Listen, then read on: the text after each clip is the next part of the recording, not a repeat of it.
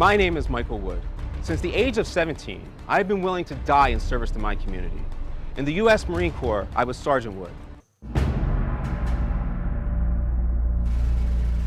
Michael Wood spent 11 years in the Baltimore Police Department. Michael Wood is a very honest individual. He was not liked by the Baltimore City Police because he didn't play the good old boy network game. As my career developed, I set out to understand why people offend, instead of how they offend. The reason why these consent decrees don't do anything is because there's no enforcement or changing of the mechanism of incentives for the officers. So all you're doing is talking about it. I certainly was going to cross. I was ready to shoot if I had to, but I was never going to cross that line. But you kind of wanted to shoot. Sure. Get what you inspect, not what you expect. So, or anywhere that's populated, is your metric is based off of arrest. So you don't actually go out and engage with the community, because that would be time that you could be getting the arrest that you're expected to get to prove that you're a decent officer. So you actually don't have any incentive to communicate. Michael, we should be looking for goals to not have people end up in the criminal justice system. Instead, every solution we have is to push them into the criminal justice system. It should not be up to Jeff Sessions to determine how Baltimore Police Department operates. It should be up to the residents of Baltimore. Jeff Sessions doesn't know anything about policing, never has and never will. I want to read a quote that you gave the Washington Post, which struck me. You said, "When you work in policing, you're inundated early on with the us versus them mentality. It's ingrained in you that this is a war, and if someone isn't wearing a uniform, they're the enemy. It just becomes part of who you are, of how you do your job." What I'm trying to say is that we are looking at people who are doing nothing new, and if we focus on the actions, then we can fix the things for next time. Because when you focus on people, we end up thinking we can chop the head off, they put a new person in and something will change. But if we don't focus on the methodologies and the institutions, then we will be put them in a prison cell, do the paperwork, go back out and do it again. So what we really need is to change the incentives and disincentives so that no matter what the role, we're still going towards that objective that actually serves. More occupation, more vehicles, if your answer continues to be violent, because we have to understand that everything about policing is inherently violent. I have come in there with authority and told you what you will do. All right, let's start with PR if we can. Only because well, here's my question. Sure. Do we use PR and spin into fake news, or do we spin fake news into PR? I want to start with PR and spin into fake news, or the role of media. Sure. So then we should end it that way so we can clip it. No, that's fair. Yeah, okay. So I'll give you my premise for wanting to discuss PR. Obviously, this is an issue that is a bit more personal for me than it might be for some other people, because the vast majority of my family lives on that island. And I can't help but feel, while obviously there is little that could have been done to prevent something like a hurricane, that the person who is currently in charge of essentially dictating the terms of how the aftermath of the natural disaster will be managed could have been somebody far more competent.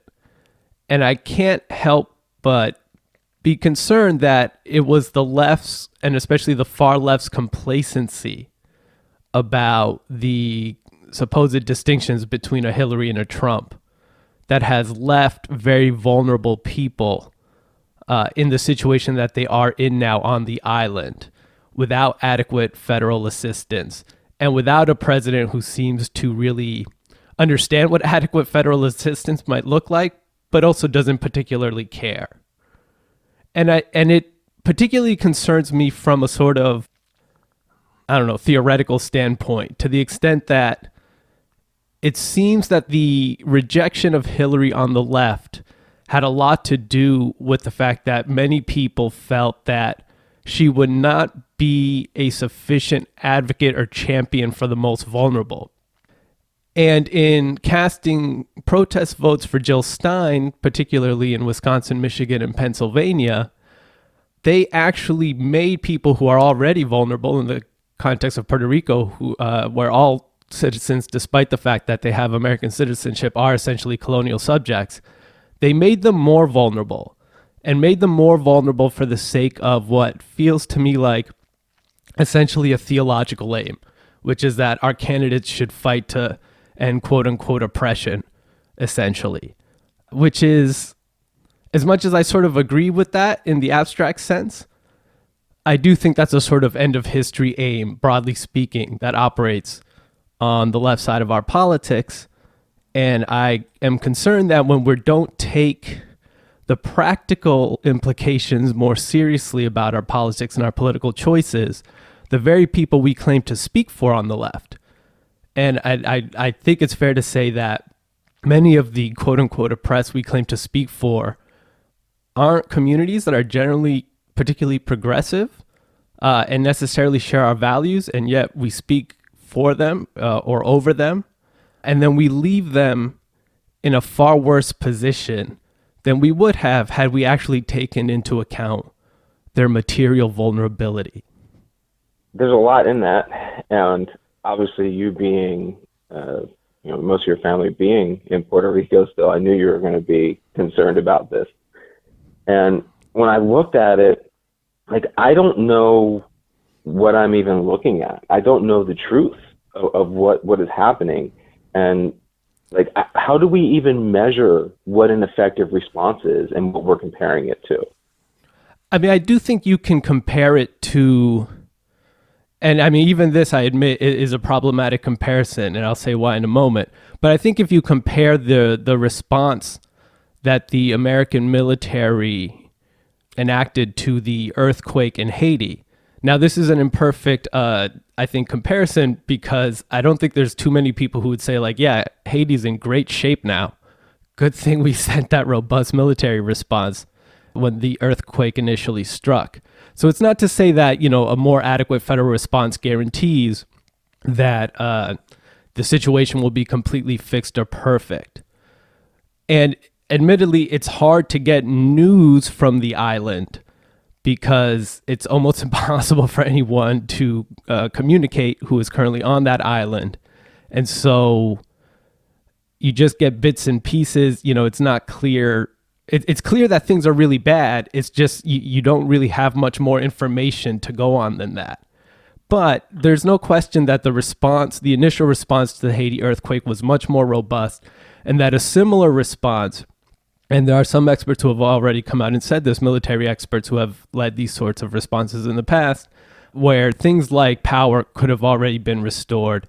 Water maybe is a bigger issue, especially on an island that already suffers from pretty dramatic water infrastructure problems. But nonetheless, It does seem like, and it's not to say that a different president would have been perfect. I just think a different president would have been better. And there is real material suffering for people that is occurring as a result. And I think for those who felt like there was no distinction between Trump and Hillary, that is a hard pill to swallow for me in this moment. So I get the empathy plea, but where I'm getting held up is I don't think there's any actual evidence that who is president would change how FEMA operates. So I would need to see procedural violations of what FEMA is doing. So Homeland Security, I'm not a well-versed expert in it, but I've taken plenty of undergraduate courses in it and FEMA level. I've done FEMA and FLETC training in it.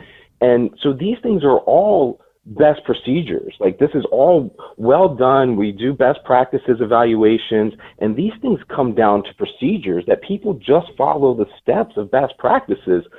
So I don't know. I have a hard time thinking. But it's clear I think it's clear in this instance that those procedures and practices. I mean, for example, it took them a while to simply appoint a military commander to oversee the efforts, which is something that did not take a while. For example, when Obama sent relief aid to Haiti, I do think that there's. I mean, you're right that these things are governed by procedures, but I mean.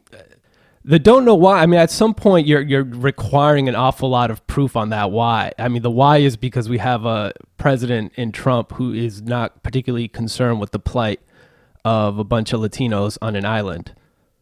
Well, I mean, of course, I don't know any of that, but I'm just telling you that as a Latino whose family is stuck on an island without help, I'm pretty convinced.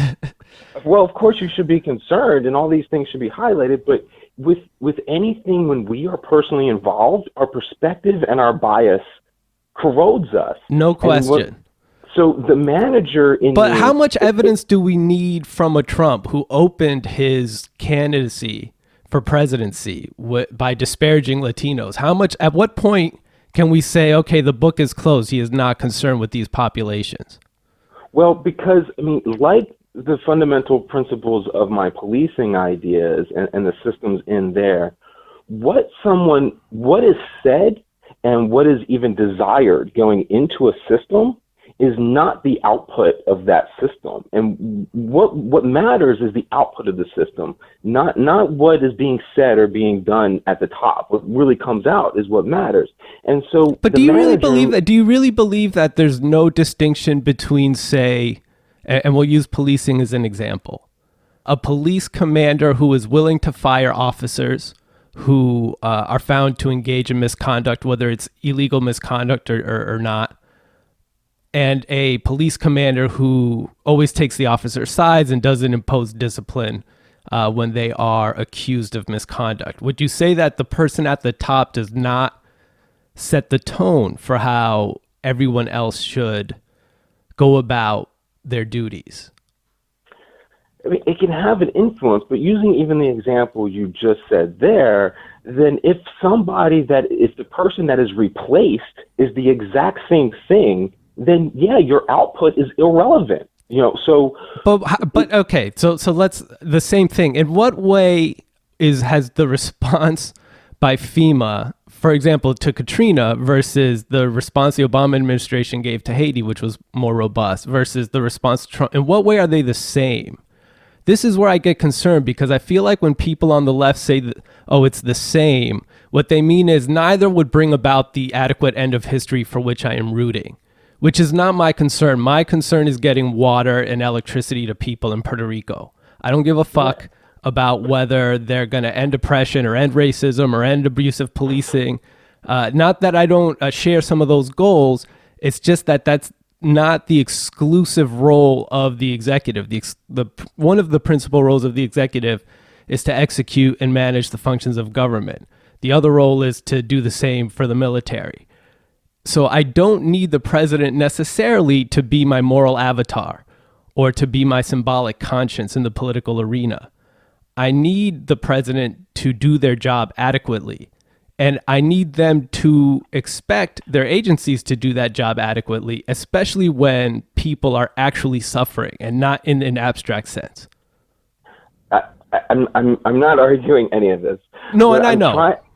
I'm trying to step back, and I'm trying to say that the manager in me and the science behind it says that the maximum span of control that anyone can have is 1 in 15.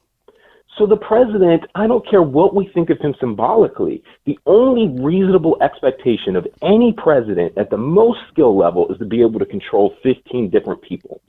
So how one person that influences 15 going down the huge bureaucracy of something like FEMA, I don't understand how it would change things that much, being a government employee myself. And the San Juan mayor herself praises the operation of FEMA, and this is where we're getting a lot of our information from, and this is where the detective in me is going, wait, this does not look right.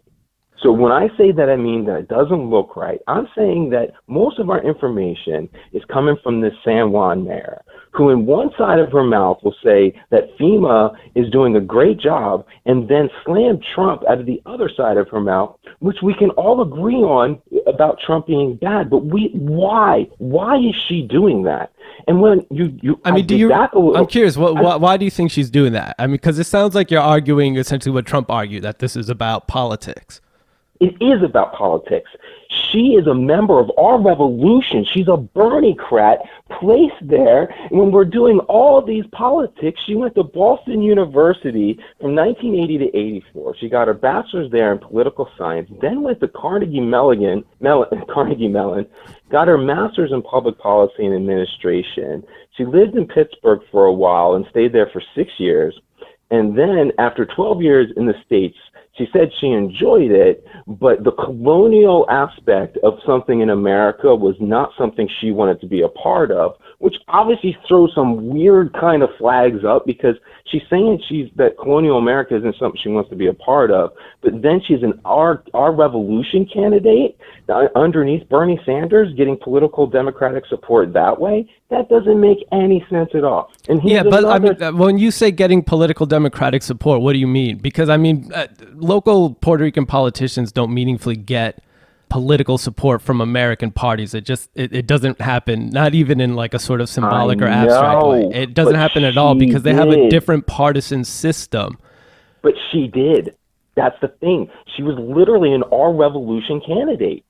Literally. So what she wanted to end up doing is she also, where's that other line? There's something else she wanted to do.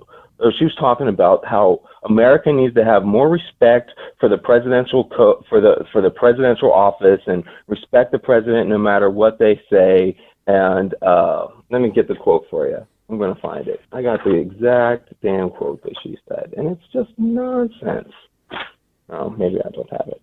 But there's all these things in here that just don't make sense when she's talking about.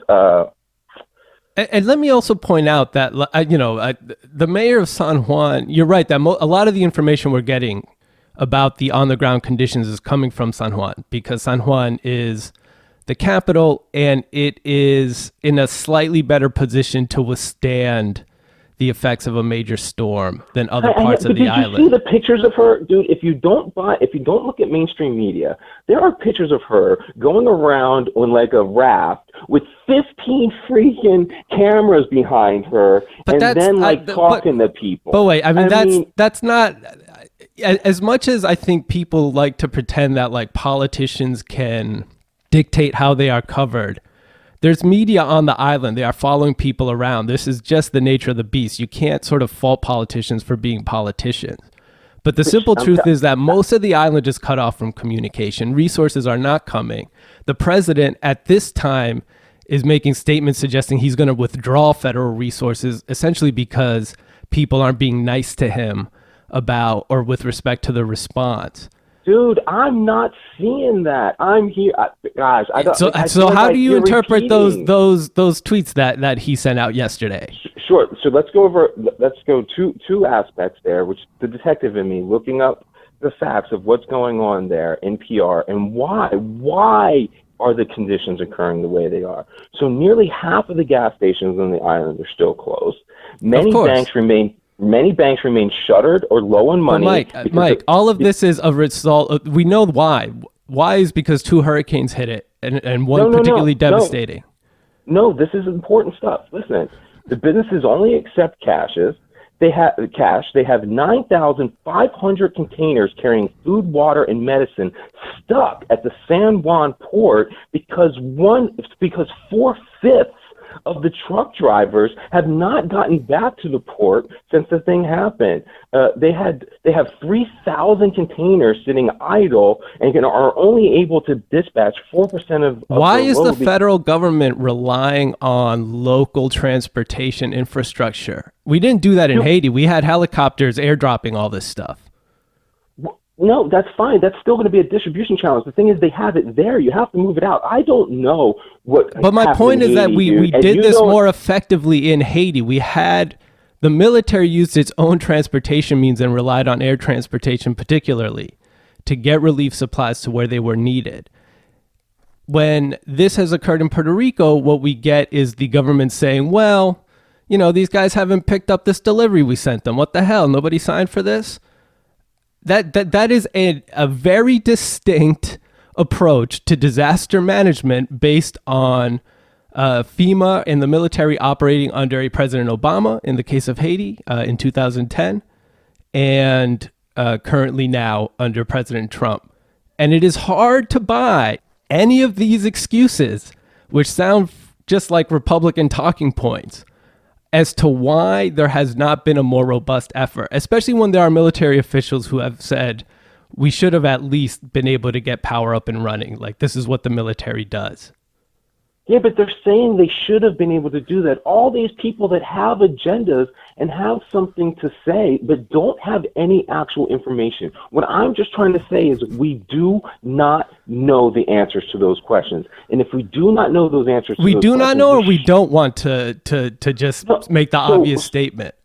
I mean, what's the need to defend Trump on this? Let me ask that, because does kind of feel like this, or at least to remove any fault from the left for its complicity in electing Trump.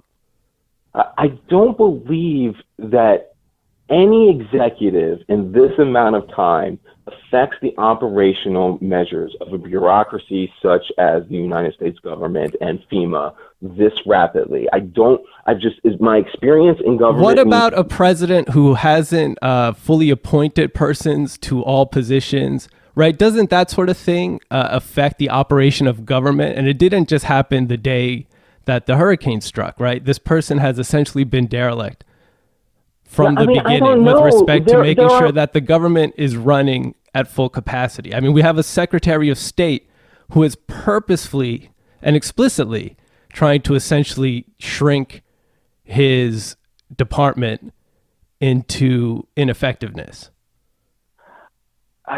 And so why would we expect that I don't have, so I've been in government and I can tell no you, question. I'm not supporting I mean, I've Trump, been in government as well. I'm telling you that the vast majority of those positions are bloat and waste, and they're figureheads. I mean, in fairness, Mike, you But what I'm trying to say is an example. I think that's an example of your distrust of government, not the fact of government. It's what I'm trying to say is we don't have any evidence right now that those type of decisions or posts not being filled have led to procedural changes that were different. I don't know what happened in Haiti. We would have to investigate that and see what it is. For one, Haiti's not a territory, so I don't know what different things play in there with using the military versus not using the military. I would have to. No, you're right, and there are rules about military presence on U.S. territories for the obvious reasons, right? We don't want our military. Right. So occupied. I just need to know these things. And but we do know that the military is not barred from assisting, and so the only question at that point is simply what the administration wants to do and how it wants to approach this issue. Their hands are not tied by these regulations. Right? The military's hands are tied, but the administration is not. And so they can simply declare the emergencies and whatever procedures are necessary for allowing the military to go in. I don't see any way in which we cannot attribute the slow response to this disaster, especially comparing to the response in Florida and Houston, but anything to this administration. I hear you, but I'm not blaming Obama for other problems, and I'm not blaming Bush for other FEMA problems. I mean, like the whole hype with Bush and Katrina was that he didn't send in FEMA fast enough. And it's like, that's another one of those bullshit things. Like, he can't. That's not how it works. The president can't send relief to a natural disaster? I mean, come on. No, they cannot send FEMA until the governor asks. They can't. That's the rules. But the governor of Puerto Rico had asked. I know, but what I'm telling you is that was the big line about Bush. The big line that everyone accepted about Bush was that Katrina was devastated and messed up because he didn't send in FEMA soon enough. Was not something he could do. And further, a competent executive doesn't wait around while what we know is a disaster is unfolding and say, well, I'm just waiting for a call from the governor, right? That's an excuse. A competent executive, if he hasn't received a call from the governor, calls the governor and says, this looks like an emergency. Are you declaring a state of emergency? Why haven't you declared a state of emergency? My understanding is that did take place in Katrina. But when we talk about PR, we're just moving back over to PR. I don't know what people mean by, like, where could you stage things in the middle of the freaking ocean? But you wouldn't have to stage them in the middle of the ocean. It's not like what do you do then? You stage it on the island itself. I mean, the island has land. It is actually land in the middle of the water. Before or after? That's what I'm saying. You're saying the stage is there. Like, when Yeah, did you even but plan? the staging occurs. First of all, it's not like the hurricane showed up unexpectedly. We were tracking this hurricane for days. We knew the eye was going to pass right through the middle of the eye. No, but you're just wait. You're saying we couldn't have staged it in time. Of course we can stage it in time. Where do you stage it? What boats always do when hurricanes are, you move out of the path of the storm and you wait, but you stay in position and then get back once the storm has passed.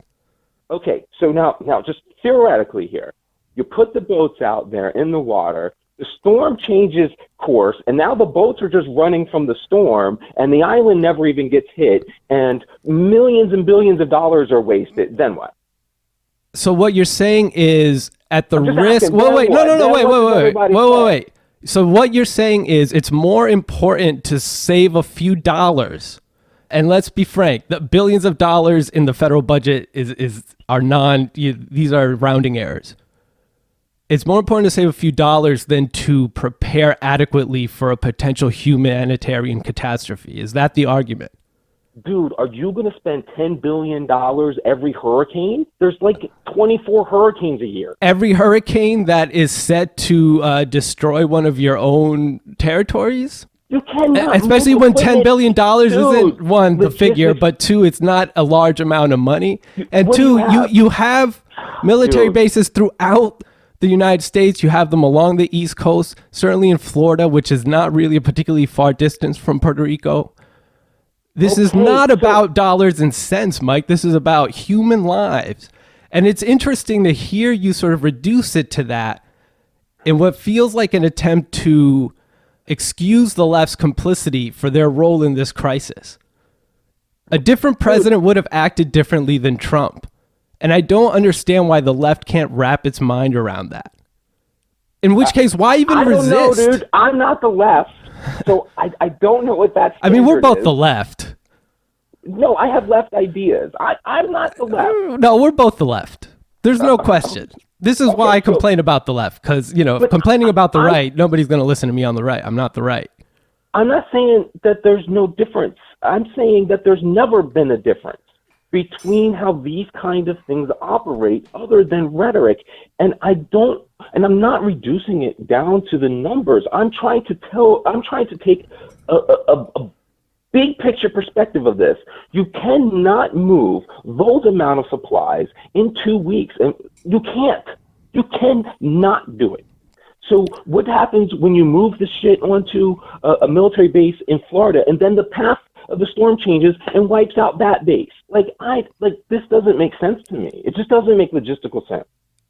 What you're saying doesn't make any sense to me. I mean, essentially what you're saying is that we don't prepare, and we also don't create contingency plans in case those initial preparations fail because we're worried about dollars and cents.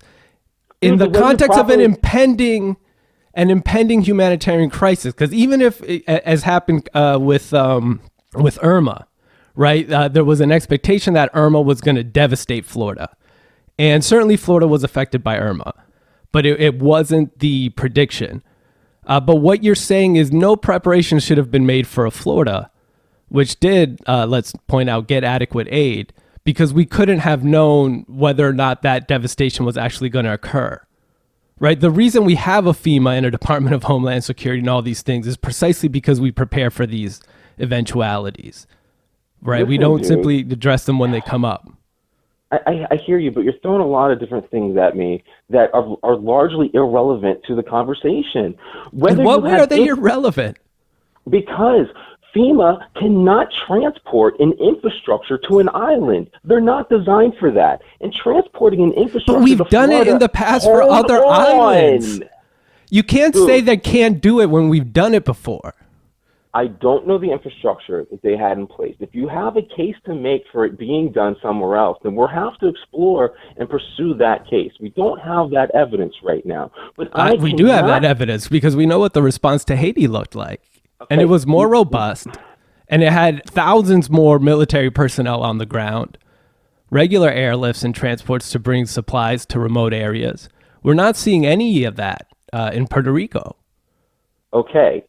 So now I need someone to explain to me how you would move an airlift infrastructure, electronic grids kind of infrastructure to people in an island in this amount of time. I don't know how. I cannot construct in my mind how that can be done. And you can say it was done in Haiti. I don't know what was done there. If they didn't have as many people or they didn't have as much devastation, I don't know. But my recollection of Haiti was a lot of criticism.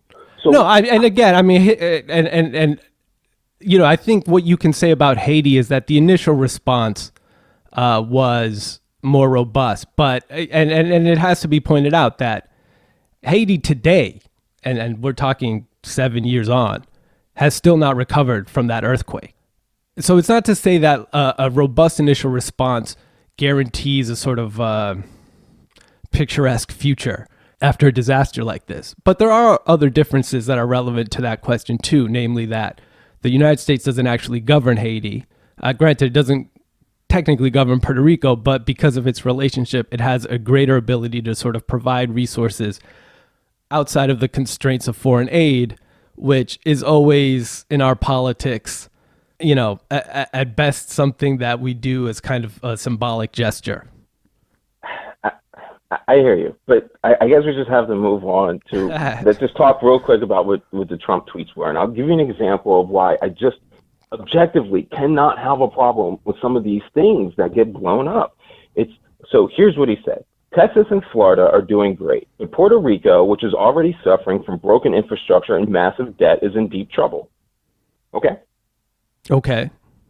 Is there an objection to that? Yeah. It's one thing if you were to say that the deep trouble is related to its bond rating, in which case you could lay responsibility at the feet of, you know, mismanagement of government funds or whatever. But when the in trouble there doesn't refer to its bond ratings, it doesn't refer to its quality of roads. It refers to its ability to get back on its feet after a natural disaster, which is not something any state or territory is expected to do on its own. It is expected to receive federal assistance, and that is precisely why we have organizations like FEMA and the military who are prepared. And I mean, an obvious example is just the Clinton tweet. You know, why wasn't, I forget the name of the naval ship, the hospital ship, sent there? Comfort. Yeah, of course it's called Comfort. Why wasn't the USS Comfort? Wow, that's like weird to say out loud. The USS Comfort sent to Puerto Rico the day after the storm cleared. You know, why did it take a former candidate's suggestion before action like that was taken? Right, I would love to know that answer. Yeah, the answer is we have an incompetent president who doesn't care about Puerto Rico. But Mike, speculation. No, that is Mike, your conjecture, and Mike. you're not The being first a thing fucking Trump thinker. ever said as a candidate was Mexicans are rapists. Come on, I mean, this is exactly what persons of color mean when they say like the biggest problem we face on the left. It is what he said. I mean, you can pretend that we can pretend to nuance it, but he came out as a candidate. His literally first act as a candidate was essentially to demean persons of Mexican descent. Throughout his campaign, he continued an us versus them rhetoric, employing historical strategies related to race baiting, to paint a distinct picture of us virtuous whites versus those terrible brown people. And now as brown people face a humanitarian disaster, we have to present he doesn't have the enmity towards us that he clearly has. Let me ask this: if because you're someone who doesn't like Hillary Clinton, right? Right? A lot out, and like my big objection with the left right now is that you're doing things like making me defend Trump because it is not what he said. You are defending Trump because you don't want to obviously accept the undercurrent of what he's saying. What do I? Yeah, he's racist, and I'm sure he doesn't like brown people. But those things that he says are from a cultural reference. What I'm trying to say is he did not say that it was Mexicans that were doing that. He said that the people who were coming here illegally from Mexico. That is a big difference. That is not a big difference. If you are a person of Mexican descent and you're being harassed by a law enforcement officer for your ID, It does not make a difference whether when the politician refers to illegal aliens, you don't happen to have illegal status. No, but that's exactly it. No, Roberto. Now Yes. now you care about outcomes. I'm talking about intent. You're saying that he has The intent is the outcome. No, the intent is to say that those illegal people who are coming. No. The outcome is the harassment of Mexicans because you say illegal Mexicans so that you can harass Mexicans, period. Dude, That's how this works. No, what I'm trying to say is I go around these communities. I talk to white people. I know what they think. That is not what they mean. Mike, you were a police officer, correct? Of course. Of course. Would you say that black people are disparately impacted by police? Of course. But isn't the rhetoric that they're fighting crime, not that they're fighting black people? Yes. Okay, so but on the logic of your argument, you can't say that policing is racist because they didn't say that they were trying to go out and harass black people. No, it's yes, what I say. that is exactly the logic of your Roberto, argument, Mike. No, Mike. We were arguing Mike. about intent. Yes, but So you said the yes, intent I do is say- revealed in the grammar of the statement that avoids making an explicitly racist reference. Right? No. Police leaders don't say we're fighting black people. They say we're fighting crime. It doesn't make a difference in the racist outcome. I know we're not judging outcomes, though. We were judging intent. We're judging both. Okay, no, I'm agreeing about outcomes. And what I'm trying to say is that the outcomes of this system are exactly the same no matter who is the president, unless you can show me procedural changes that were violated. And I don't see that. So I'm never going to, I need evidence that the government operates. You don't have to violate procedure if you don't implement procedure. And the implementation does rely on the person at the top. I don't know if that's true. Well, like you said, I mean, it's not automatic. FEMA doesn't send itself. Yeah, but they have procedures in place already. No, of course, but first they have to be sent. That's the point, right? I mean, you're right that like they're going to work within their procedures, but but there's a person at the top who determines a lot of aspects about when they're sent, how much is sent, et cetera, et cetera. I don't know, man. I just have a hard time believing career professionals who are fucking probably 80% liberals are like conspiratorial with Trump and being inept. But that's the problem. Is that but a lot of the people in the relevant chain of command that we're discussing, some of them may be career professionals, but they're not. And I think this tends to be more true under Republican administrations than in Democratic ones. But it's probably to some extent true in both, depending on where we're looking. But they're not all necessarily people of government backgrounds because a lot of these positions are political appointments. So they're not necessarily bureaucrats who are being. Everybody, not everybody in FEMA is a listen. Is a bureaucrat. Everybody in FEMA that's calling the shots is a career professional, just like the military, guaranteed. I mean, we know that wasn't the case in Katrina. You have to know these procedures in order to carry them out. So if you have somebody that's a career professional that knows these procedures inside and out, step up and say, be a whistleblower and say, we violated these procedures, which we didn't do before. You got me. I am sold. But this is just not how these kind of things operate. Definitely, it's definitely not a matter of procedure, Mike. It's not a matter of, we were going to restore power, but Rule 4BCX doesn't allow us to do it. We can't violate this procedure. This is about the willingness to marshal resources in the face of a a And on I don't this know front, if that's true because I'm telling you that then why is Trump saying that the federal government can't stay there forever, but he's not saying that about Houston? Of course they can't stay there forever. Yeah, but that's not what the threat is, that we will leave before the job is done. Dude, here's what. All right, so let me take a quote from an article. I don't know where I got it. He reiterated the government's commitment to Puerto Rico and the Virgin Islands in a press conference later Tuesday. The recovery process will be a very, very difficult one, Trump said. We will get through this and we will get through it together. We will be stronger. We will be bigger. We will be better. Following tweet was, we cannot keep FEMA in the military and first. Okay, Mike. When Trump said that there was violence or fault on both sides after Charlottesville, and then came out and gave the statement that he sort of grudgingly read from the teleprompter. Did you take that second statement for his accurate feeling or the first one? I have no idea what the dude feels. I mean, Mike, come on. I mean, you know, I think this is a good example of the distinction between fact and truth.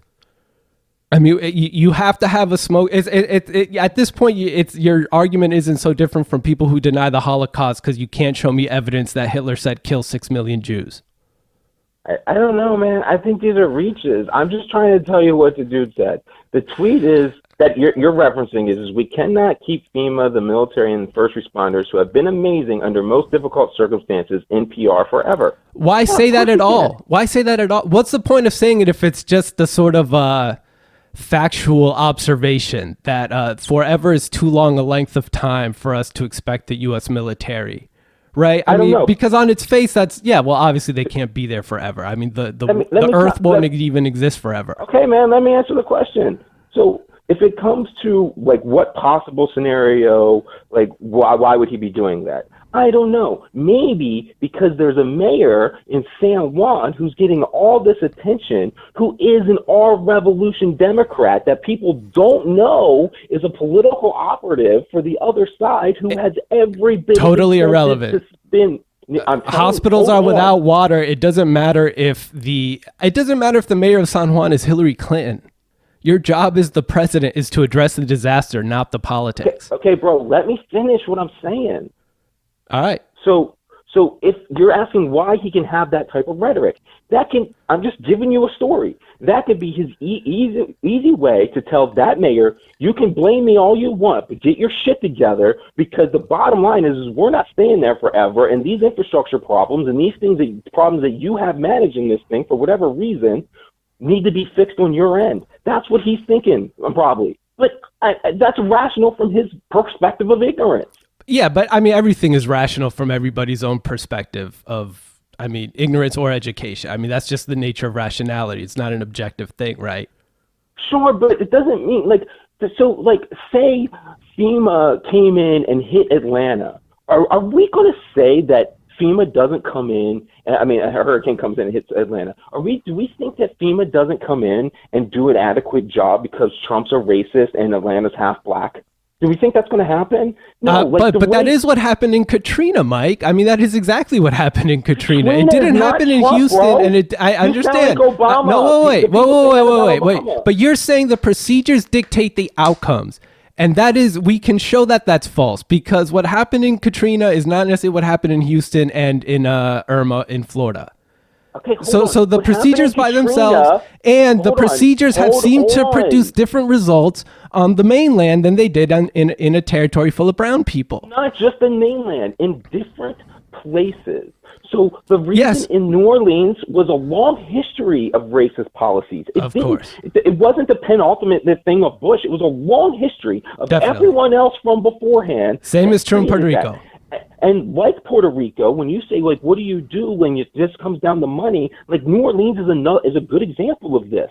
So do we keep building a fucking city below sea level?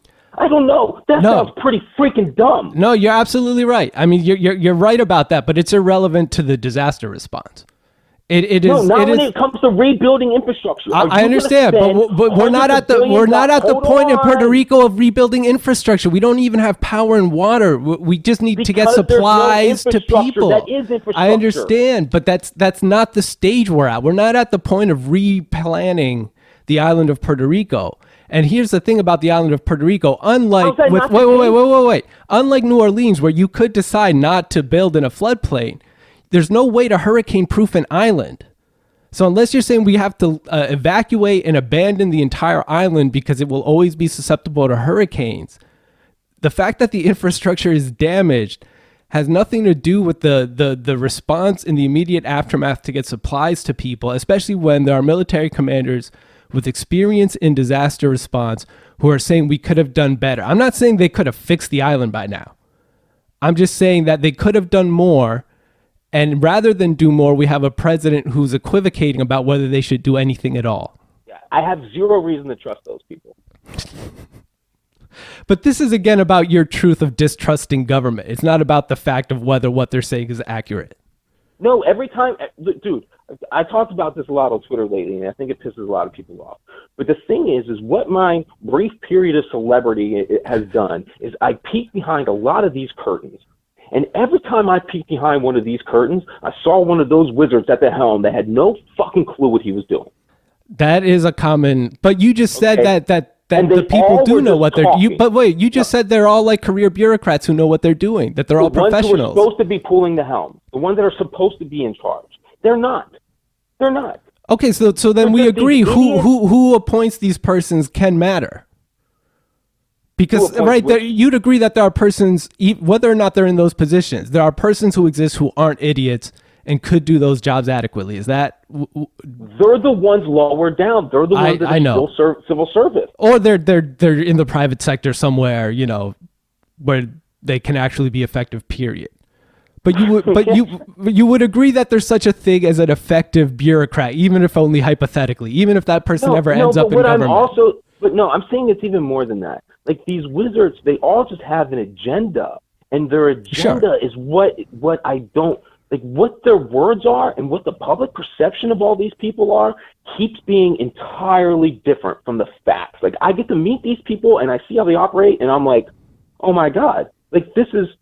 The public thinks you're saying one thing and you're one person, but you're the exact opposite of that. And I think that these generals and stuff that come out and say this stuff, I think they end up running for office in a little while. Or you end up finding out that they're lobbyists for some certain company. And like, I'm not buying it. I'm not buying it. All right, this has been like 45 minutes, so I'm going to let that be. This has been another episode of Nuance, a production of On Background Media Incorporated for StayUp.News. Intro and outro music provided by Baltimore's God Sense Beats. If you are a regular listener, please consider supporting our work, which you can do for as little as $1 a month. Simply go to patreon.com/stayupnews, stayupnews, all one word, and select your monthly donation and reward tier. Again, that is patreon.com/stayupnews. On behalf of myself and Michael Wood Jr., thank you again for listening.